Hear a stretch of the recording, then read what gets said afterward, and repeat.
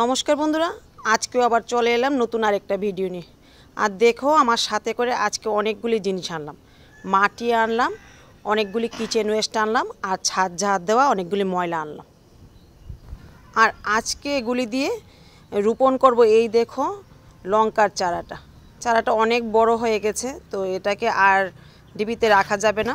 এটাকে আজকে এই বস্তাতে লাগিয়ে দেব। দেখো প্রথমে আমি ছাদ ঝাড় দেওয়া যে ময়লাগুলি, প্রচুর কিন্তু আমার ছাদে ময়লা হয়, যেহেতু উপরে গাছ আছে, গাছ থেকে পাতা ফুল অনেক কিছুই ঝরে। এগুলি ঝাড় দিয়ে আমি জমিয়ে রাখি। দেখো অনেকটাই হয়ে গেল। তো তারপর দিয়ে দিলাম কিচেন ওয়েস্ট। আজকে কিন্তু অনেকটাই কিচেন ওয়েস্ট নিয়ে আসলাম। তো সবটা কিচেন ওয়েস্টই দিয়ে দেবো এই বস্তাটাতে। আর বস্তার উপরটা আমি মুড়ে নিলাম। দেখো প্রায় অর্ধেক বস্তায় কিচেন ওয়েস্ট হয়ে গেল। তো এর উপর একটু মাটি ছড়িয়ে দেব গাছটা রাখার জন্য। তো এবার চারাটা দিয়ে দেব এর মধ্যে। আর দেখো এত পরিমাণ শিকড় হয়েছে, ডিবিটাকে একদম শক্তভাবে আটকে ধরে আছে। তো এবার রেখে দিলাম এর মধ্যে। তারপর বাকি যে মাটিটা, এটাও কিন্তু আমার কিচেন ওয়েস্টের মাটি, বক্স থেকে বের করেছিলাম আরেকদিন। তো সবটা মাটি এর মধ্যে দিয়ে দিলাম। আর দেখো কয়েকটা কেঁচো আছে। তো এবার ভালোভাবে মাটি দিয়ে গোড়াটা শক্ত করে দেব। দেখো এই যে কেঁচোগুলি থাকায় ভালোই হয়েছে। নিচে যে কিচেন ওয়েস্টগুলি দিলাম, সবগুলিকে আবার কম্পোস্টে পরিণত করবে।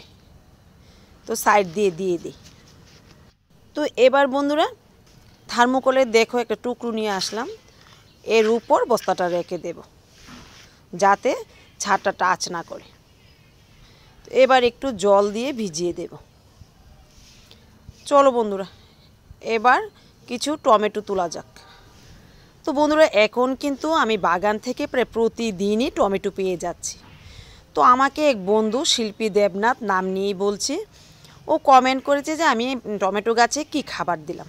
টমেটো গাছে খাবার বলতে তেমন কিছু দেইনি। কয়েকদিন মাত্র হাতে গোনা খোল পচা জল দিয়েছি আর ভাতের ফেন দিয়েছি। তো সবচেয়ে বড় কথা হলো খাবারটা অনেক পরে। সূর্যের আলোটা কিন্তু আমার ছাদে প্রায় সারাটা দিনই পেয়ে যায়। তো হয়তো সূর্যের আলোর কারণে আমার গাছের টমেটোগুলি এত বড় বড় হয়েছে। খুবই সুন্দর হয়েছে বন্ধুরা।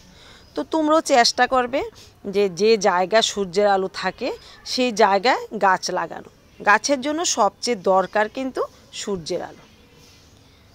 তো বন্ধুরা কি বলবো, বাগানে তো প্রচুর পরিমাণ টমেটো হয়েছে। তো সবগুলিকেই তুলে নিই। এবার চলো কিছু শিম তুলি। আর দেখো দেখে মনে হচ্ছে যেন কারো বাড়িতে আমি শিম চুরি করতে এলাম।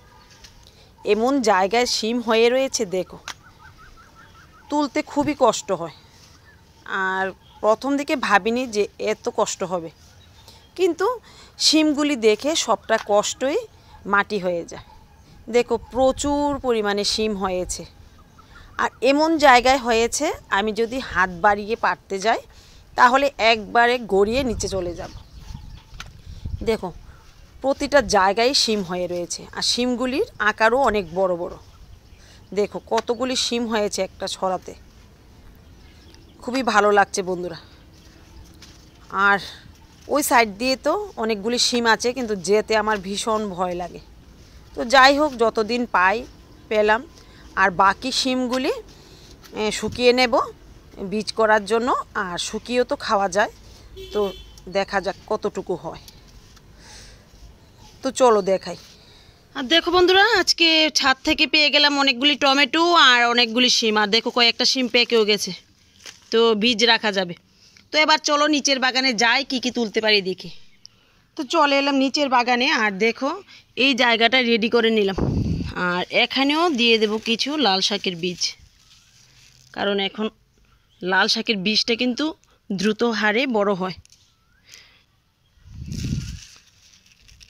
তো সবটা দেব না, ওই সাইডের জন্য কিছুটা রেখে দেব। ওই সাইডে কিছুটা ডাটার বীজ দিয়েছিলাম, একটু হয়নি। তো দেখো দিয়ে দিলাম, এবার জল দিয়ে ভালো করে ভিজিয়ে দেব। তো চলো আজকে কি কি তুলি দেখাই। দেখো প্রচুর পরিমাণে টমেটো ফুল আসলো, জানি না টমেটো হবে কি না, কারণ গরম চলে এসছে। তো বন্ধুরা শীতকালীন সবজি প্রায় শেষ হতে চলেছে, আর যেগুলি আছে কতদিন পাবো বুঝতে পারছি না, খুবই খারাপ লাগছে। তো কিছু করার নেই। দেখো এই যে ফুলকপিটাও বড় হয়ে গেছে, এটা আজকে তুলে নেব। তো কিছু করার নেই, প্রকৃতির নিয়ম, তা আমাদের মেনে নিতেই হবে। তো আজকে নিয়ে নিলাম 2টা ফুলকপি। আর দেখো মনে হচ্ছে এখনই বৃষ্টি চলে আসবে, আর বৃষ্টি চলে আসলে বাকি যে ফুলকপিগুলি একটাও হবে না, সবগুলি নষ্ট হয়ে যাবে। এগুলি এখনও ফুল আসেনি, দেখো।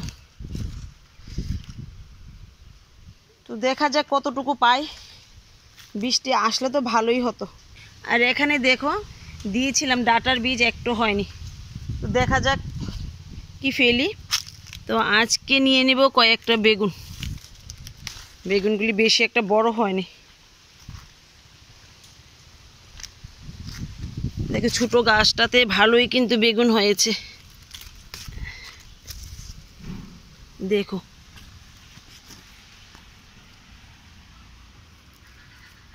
অনেকগুলি বেগুন হয়েছে। আর এই গাছটাতে দেখো অনেকগুলি বেগুন হয়েছে। তো আজকে এখান থেকে পেয়ে গেলাম 3টা বেগুন, আর দেখি এই গাছটাতে পাই কিনা। এখানে আছে একটা বেগুন, 2টা বেগুন পেলাম এখান থেকে। দেখো আজকে 5টা বেগুন পেয়ে গেলাম। তো আজকে কিছু গাজর তুলে নেব। আজকে সকালবেলা জল দিয়েছি, তারপরও গাজরগুলি কিন্তু উঠছে না। তো শাবলটা দিয়ে দেখি তোলা যায় কিনা।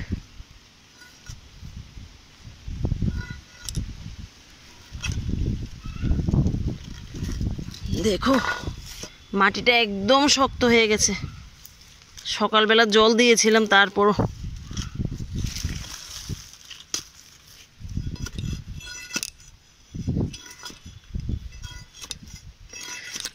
তো বন্ধুরা এক হাতে তোলা আমার কাছে সম্ভব হচ্ছে না, তো দেখাই তুলে এগুলি।